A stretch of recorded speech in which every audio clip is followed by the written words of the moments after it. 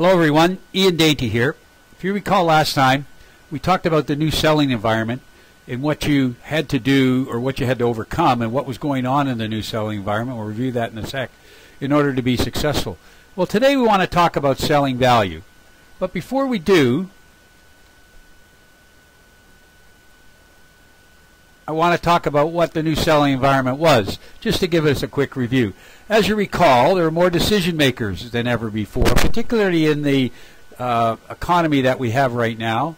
Time to close is up and buying decisions have gone up the ladder. So, it's going to take longer for you to sell, and budgets have been cut too. There's a lot more random events going on, mergers and acquisitions, reorganizations, and new industries. We talked about the social media industry. And clients want custom-made solutions, not off-the-shelf solutions. They want to understand that you're looking after their needs only. And they want long-term relationships with their vendors and partners.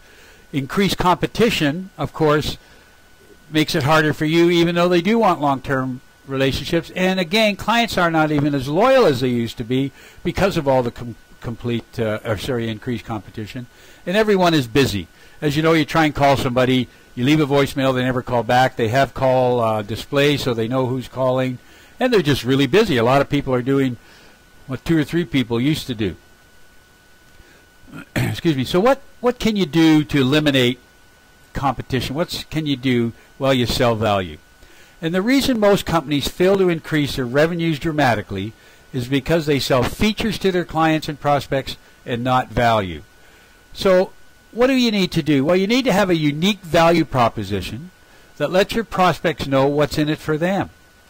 That is the really only way to sell in today's environment. It really should be the only way to sell ever, but particularly in today's environment with the new selling environment. But let's back up a little bit before we move on to what value is, etc. As you know, we go into sales or we go into business or become a consultant or whatever because we want to live a better lifestyle.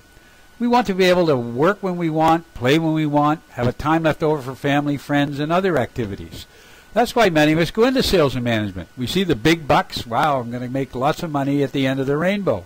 And after working hard and smart to achieve our goals, we figure that's what will happen. But many of us do work hard.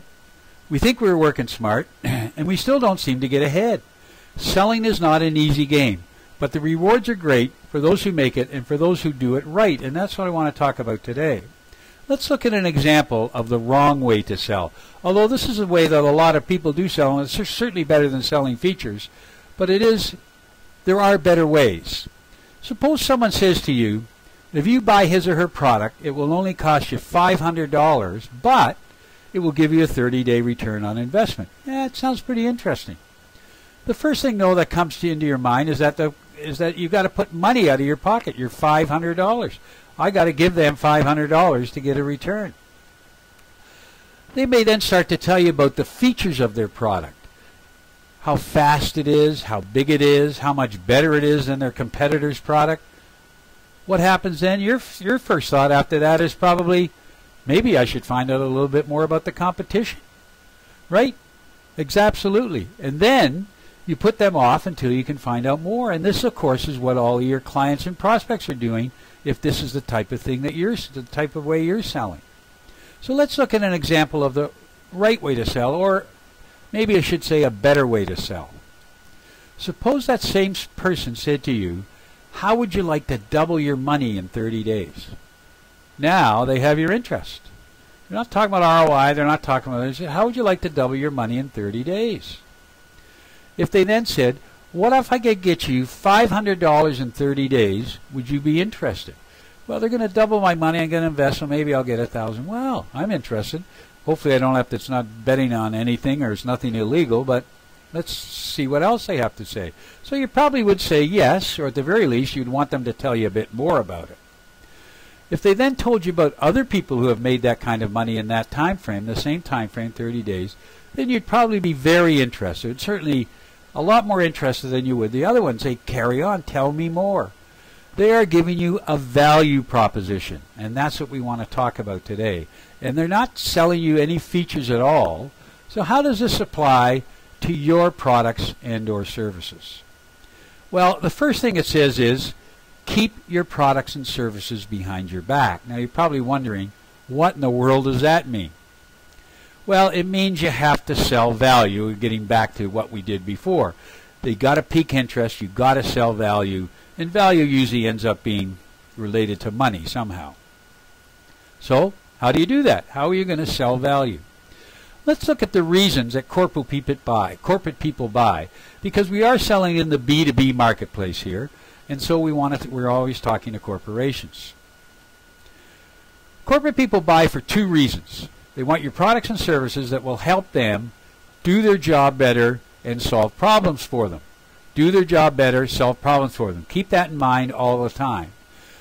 And there are 5 areas where you can motivate your clients and prospects to buy from you to help them do their jobs better and to solve problems for them. Okay, as opposed to just saying, I'm going to solve a problem. Let's look at those 5 areas that you should review, and we'll look at each one a little more individually. The 5 areas are improved performance, increased opportunities, a competitive advantage, risk mitigation, and personal wins. Let's look at each of these a little more carefully individually now. Improved performance means what you're going to help them with is you're going to give them an increase in revenue or profits. That's what your products can help them do. Or you may decrease expenses or costs. A lot of times that's what software products help you do. Or an improvement in productivity is what your products or services do. So you're going to give them an improved performance by giving them one or more of these 3 factors. You may be able to, your products and services may help them have increased opportunities. They may be able to enter new markets. You may be able to help them develop new products based on what you know. Or it may even go into a whole new business line totally. Or you may be able to help them expand. So you're going to give them increased opportunities with what your products and or services do. How do you give them a competitive advantage? Well, you show them a differentiation. What your product or service can help give them a differentiation, which is, of course, what you always want to do. You can give them they can become the low-cost provider in their particular industry or niche. And you may help them get into other niche markets. Now, as you see, there's some overlap in these.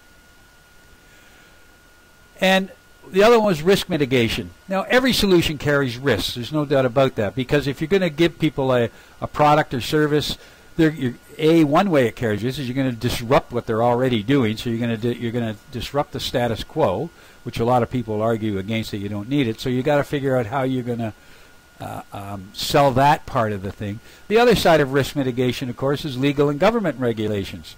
As an example, Sarbanes-Oxley came in a few years ago, where public companies had to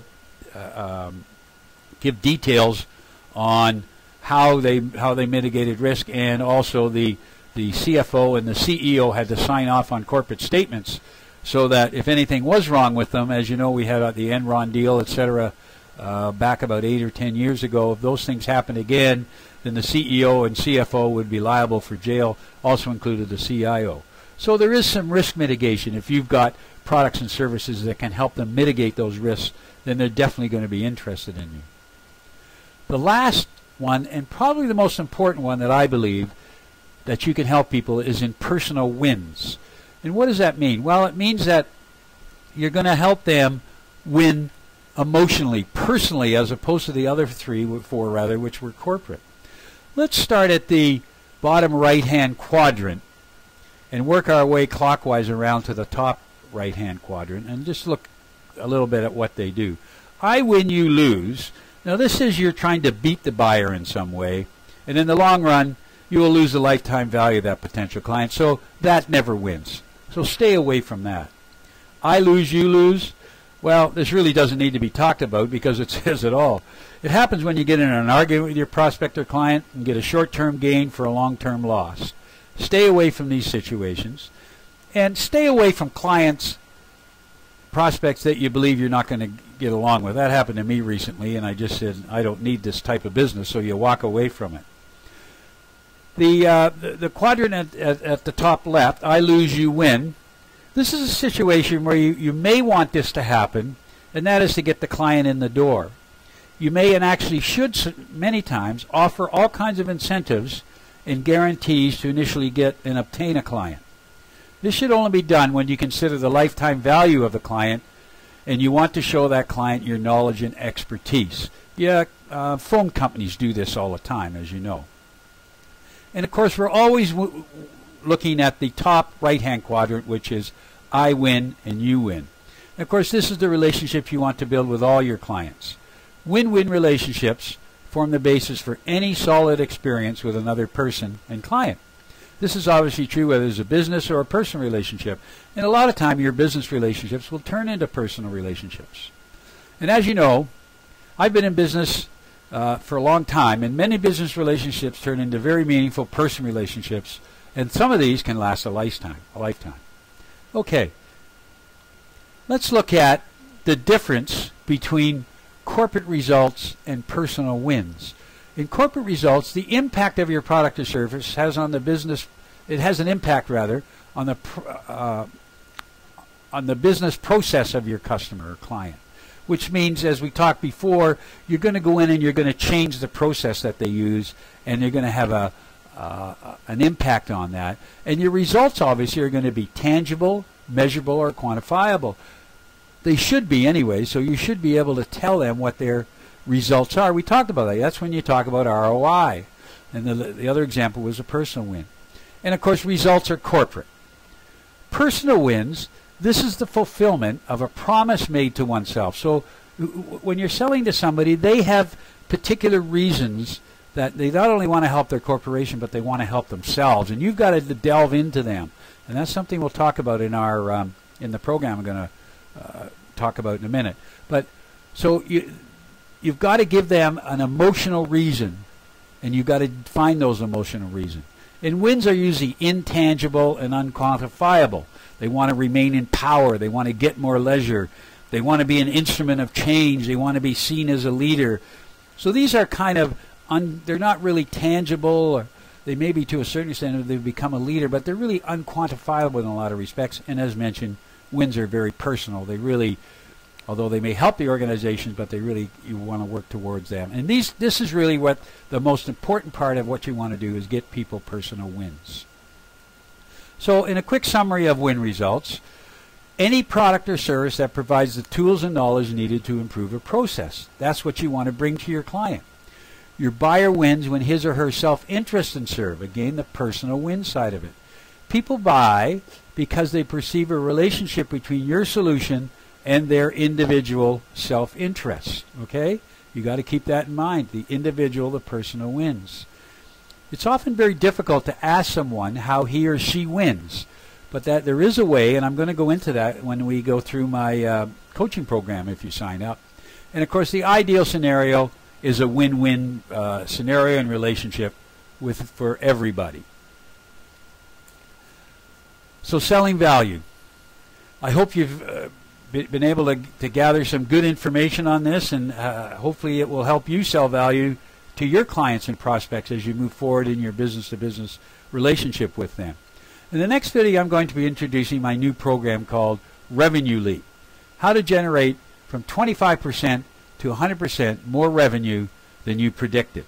And that's what my program is all about, and I'll be introducing that in the next little while. Until next time, which should be in the next 3 or 4 days, I look forward to speaking to you then. Have a great day.